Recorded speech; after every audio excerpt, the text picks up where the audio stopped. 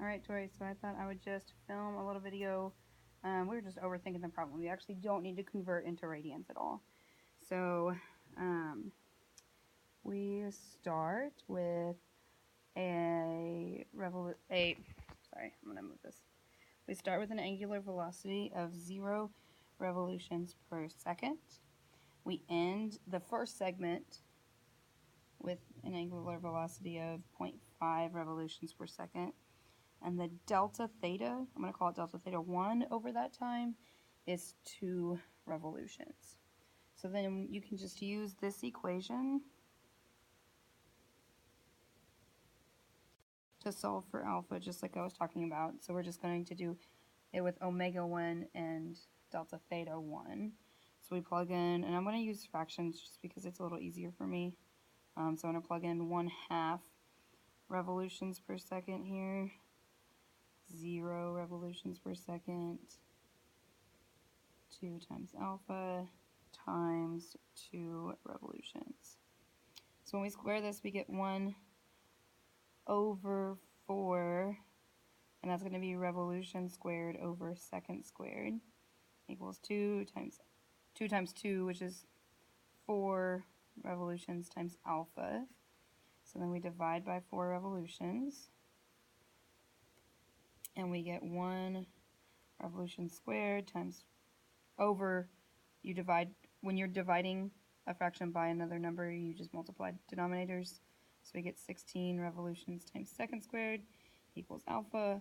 1 over our revolutions cancel out, and we get 1 over 16 revolutions per second squared. So then we use that alpha, and we basically do this process again, but this time we know our omega naught is still 0 revolutions per second. We don't know our omega, I'm going to call that 2. We know our delta theta 2 is 8 revolutions. But what we do know now that we didn't know before is alpha is equal to 1/16 revolutions per second squared. So we can use the same equation that we used before, but I'm going to use omega 2 and delta theta 2, just because it's like the second time I'm doing it. And I'm going to plug in everything I know. Oops, sorry.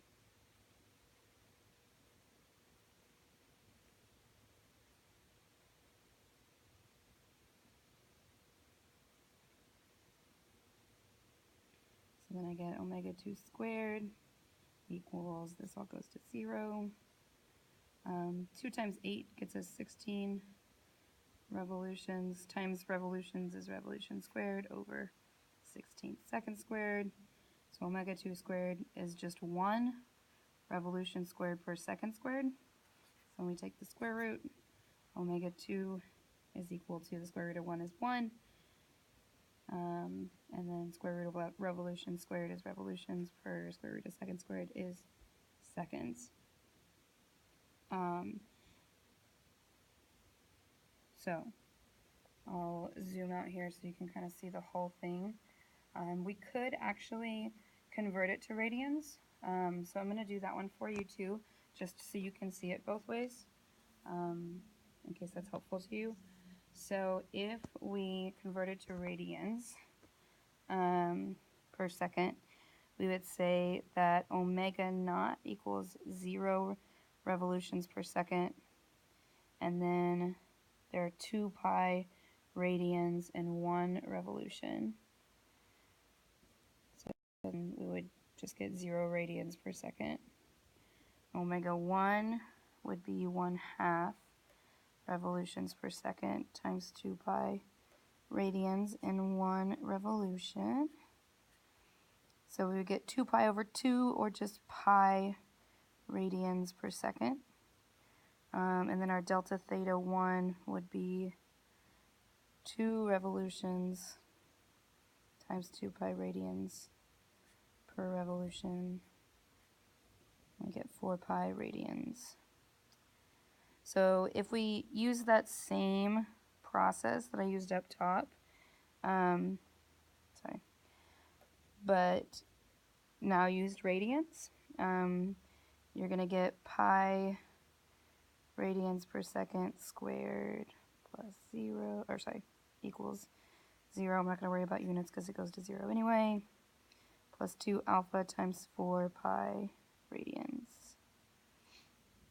So I get pi squared, radians squared per second squared equals 8 pi radians times alpha, divide by our 8 pi radians, and we get pi over 8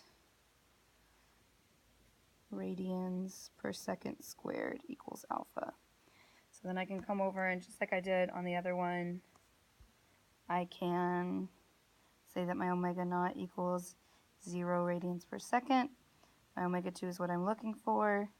My delta theta 2 is 8 revolutions, which is going to be 16 radians, or sorry, 16 pi radians.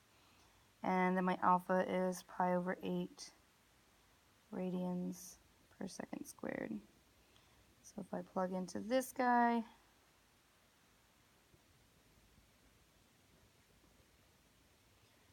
I get 0 squared, again goes to 0, plus 2 times pi over 8 radians per second squared times 16 pi radians. So omega 2 squared equals 2 times 16 is 30. I'm going to actually do that backwards. I'm going to do 16 divided by 8 is 2 times 2 is 4. Pi times pi is pi squared. And we have radians squared per second squared.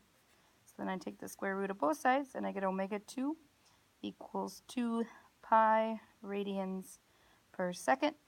And then if we want an answer in revolutions, we can take our 2 pi radians per second and say that once again 2 pi radians equals 1 revolution.